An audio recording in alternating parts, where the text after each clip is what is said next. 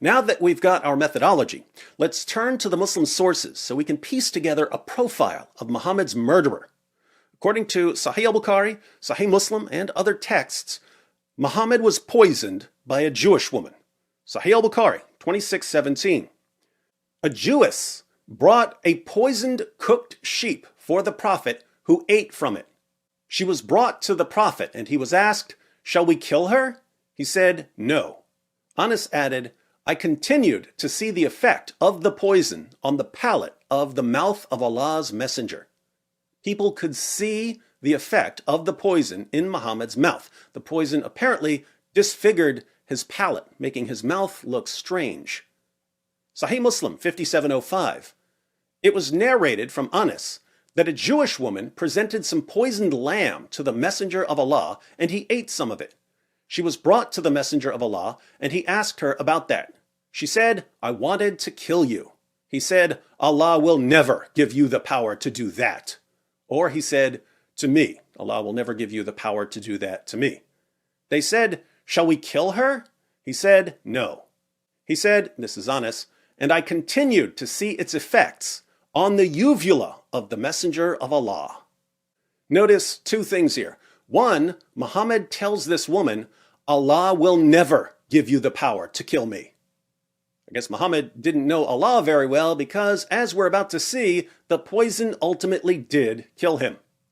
Two, Anas could see the effects of the poison on Muhammad's uvula. That's the part that hangs at the back of your throat.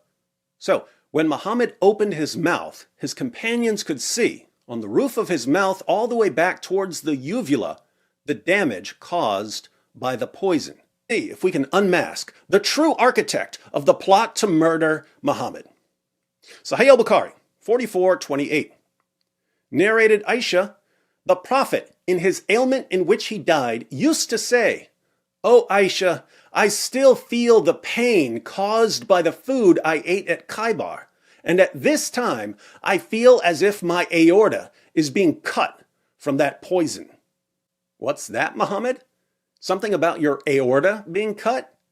That's strange. I seem to recall someone telling us that if he were going to kill you for being a false prophet, he'd do it by severing your aorta. I should also point out that the words "as if" are not in the Arabic. They were added by the translator. Muhammad simply says, "I feel my aorta being cut from that poison." But let's keep reading. Sunan Abu Dawud, 4498. The hadith starts with some text about Muhammad receiving presents. Then we have, this version adds, "So a Jewess presented him, Muhammad, at Khaybar with a roasted sheep, which she had poisoned.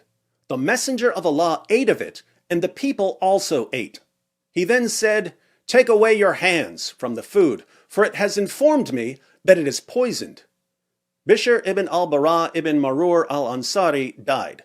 So he, the Prophet, sent for the Jewess and said to her, 'What motivated you to do the work you have done?' She said, 'If you were a prophet, it would not harm you. But if you were a king, I should rid the people of you.' The Messenger of Allah then ordered regarding her, and she was killed. He then said about the pain of which he died, 'I continued to feel pain from the morsel which I had eaten at Khaybar. This is the time when it has cut off my aorta.'" This is the time when it has cut off my aorta. Didn't someone tell us in the Quran that he would kill Muhammad by cutting off his aorta? By the way, if you're wondering why some passages say that Muhammad let Zainab live while other passages say that he executed her, scholars harmonize the passages by saying that Muhammad initially allowed her to live, but that once Bishr died, he had her executed. Speaking of Bishr, notice the passage says that Muhammad's companion Bishr died from eating the poison. Interestingly, before Bishr died, he told Muhammad that as soon as he put the poisoned lamb in his mouth, he could taste the poison. But he ate it anyway, because he saw Muhammad eating it. Ibn Sa'd, Volume 2, pages 251 to 252. Then the Apostle of Allah, may Allah bless him, said, "Come closer and have a night meal." the apostle of Allah, may Allah bless him, took the foreleg, a piece of which he put into his mouth. Bishr ibn al-Bara took another bone and put it into his mouth. When the apostle of Allah, blah, blah, blah, ate one morsel of it, Bishr ate his, and other people also ate from it. Then the apostle of Allah, blah, blah, blah, said, "Hold back your hands, because this foreleg," and according to another version, the shoulder of the goat, "has informed me that it is poisoned." Thereupon Bishr said, "By him who hath made you great, I discovered it from the morsel I took. Nothing prevented me from emitting it out, spitting it out, but the idea that I did not like to make your food unrelishing. When you had eaten what was in your mouth, I did not like to save my life after yours, and I also thought you would not have eaten it if there was something wrong." Bishr did not rise from his seat, but his color changed to that of Telsan, a green cloth. Bishr turned green and died because he trusted Muhammad. Muhammad died too. His pain and sickness just lasted much longer. In Sunan Abu Dawud, Muhammad even described his pain to Bishr's mother. Sunan Abu Dawud 4499. Narrated Ibn Ka'b ibn Malik, on the authority of his father, Mubashir, Bishr's mother, said to the Prophet during the sickness of which he died, "What do you think about your illness, Messenger of Allah?" "I do not think about the illness of my son except the poisoned sheep of which he had eaten with you at Khaybar." The Prophet said, "And I do not think about my illness except that. This is the time when it cut off my aorta." There's that aorta again. The History of At-Tabari, Volume 8, page 124. The Messenger of God said during the illness from which he died, the mother of Bishr ibn al-Bara had come in to visit him. Bishr, at this very moment I feel my aorta being severed because of the food I ate with your son at Khaybar. Okay, Muhammad, we got the point about your severed aorta. According to Aisha, Muhammad was in total agony before his death. Sunan ibn Majah, 1622. Aisha said, "I never saw anyone suffer more pain than the Messenger of Allah. He was in so much pain that he couldn't even walk on his own. His followers had to drag him around." Sahih al-Bukhari, 2588. Narrated Az-Zuri, Ubaydullah bin Abdullah told me that Aisha had said, "When the Prophet became sick and his condition became serious, he requested his wives to allow him to be treated in my house, and they allowed him. He came out leaning on two men while his feet were dragging on the ground. He was walking between Al-Abbas and another man."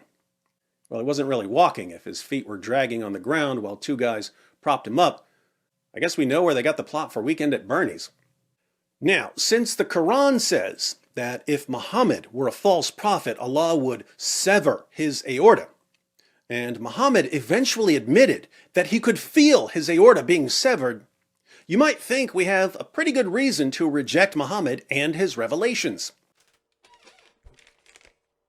David Wood, same David Wood who tried to kill his father with a hammer and was put into a mental hospital by his mother, is repeating the same old bullshit argument over and over again. Faster than you could say mental hospitals, disabled kids, and hammers, David Wood will keep refuting the same bullshit over and over again, or refuted arguments over and over again. Well, I want to address 4 points. I want to make 4 points in regarding that video you just saw about David Wood. One is that the poison was supposed to have an immediate effect on the eater. Notice how in Sunan Abu Dawud 4512, Bishr died immediately after eating the poison. Notice how the Prophet Muhammad survived eating the poison. He survived after eating the poisoned sheep or lamb. Also, notice the miracle here. According to Sunan Abu Dawud 4512, the poisoned meat or the poisoned sheep or lamb spoke to the Prophet Muhammad and warned the poisoned food, informed the Prophet Muhammad that it was poison. Of course, David Wood doesn't mention that in the video, or he doesn't mention that when he's talking about this hadith. That's the whole miracle, is that the poison sheep or the poisoned food spoke to the Prophet Muhammad and warned them ahead of time. So God allowed a miracle to happen here, or God prevented the Prophet Muhammad from eating enough poisoned meat to die immediately. Of course, that's not mentioned in his video. Number two, and this is the more important part, is that according to Ibn Sa'd, volume 2, pages 251 and 252, the Prophet Muhammad lived 3 years after eating the poisoned sheep or lamb. 3 years. That's the whole miracle. That's the whole miracle of it. The poison didn't kill the Prophet Muhammad immediately. He lived 3 years after eating the poisoned sheep or lamb. That was the whole miracle from God. God's protection of the Prophet. When people eat poison, when women usually kill by poisoning people. So when women poison food or substances, the poison is supposed to have an immediate effect on the eater. So if somebody poisons somebody's food with rat poison or something like that, it's supposed to kill the person immediately, or a little bit after, like an hour or 2 hours later. I don't know. Like, poison is supposed to have an immediate effect. It's supposed to kill the person a few minutes later, or at least 2 hours later. But that didn't happen here. The Prophet Muhammad ate the poisoned meat and continued to live 3 years after. So number three is that according to the History of Al-Tabari, volume 8, page 124, the History of Al-Tabari, volume 8, page 124, the Prophet Muhammad died a martyr. Notice how when he, remember that screen capture they showed? If you read, after the underlined part, it says the Prophet Muhammad died a martyr by the attempted murder of the Jewish woman. That shows the honor of martyrdom that was granted to the Prophet Muhammad. The Prophet Muhammad wanted to die a martyr, so this allowed him to die as a martyr. By being killed eventually by the murder attempt by that Jewish woman. Number four, and this is the part where didn't even mention this or talk about this, is that according to the Bible, both the Old and New Testaments, Jews or Israelites killed their prophets. According to the Old Testament, right? Prophets were killed by their people. Prophets were killed by their followers, by their Jewish followers. The most famous case would be, famous cases of this would be, Isaiah, the prophet Isaiah, etc., etc., etc. Prophet Isaiah, Daniel, all these Old Testament figures, they were killed or they were persecuted by the Jewish people. Again, this is found in various places in the Old Testament. Hang on, I'm trying to get the reference right here. All right, hang on. Let me get the references right here. It says, according to 2 Chronicles chapter 24 verses 20 to 21, Jeremiah chapter 26 verse 20 to 23. The Jews or Israelites were responsible for killing their prophets or killing, their messengers. Matthew chapter 23 verse 34 to 38. Jesus accuses the Jews of killing their prophets or killing their, holy figures. 1 Thessalonians chapter 2 verse 13 to 15. Paul accuses the Jews of not only killing Jesus or crucifying Jesus, but killing their prophets too. Acts chapter 7 verse 51 to 52. Stephen accuses the Jews of killing their prophets and their holy ones. So if anything, the Bible actually proves Muhammad is a prophet if this Jewish woman was successful in her assassination attempt. So even like prophets, according to the Old Testament and New Testament, prophets were killed and holy figures were killed by the Jews. So if anything, this tradition is carrying on to the Prophet Muhammad. The Jews were accused of killing their righteous figures like John the Baptist, Isaiah, Daniel, all these other, figures. They were accused of, killing them. The most famous case being, Jesus. And John the Baptist was beheaded because of the unrighteousness, or John the Baptist was an innocent man killed by the unrighteousness of Herod and his daughter, or Herod and his wife's daughter. So this just shows that if anything, the Prophet Muhammad's a true or he's a biblical prophet, because biblical prophets were, according to both the Old and New Testaments, were killed by the Jews, by the Israelis.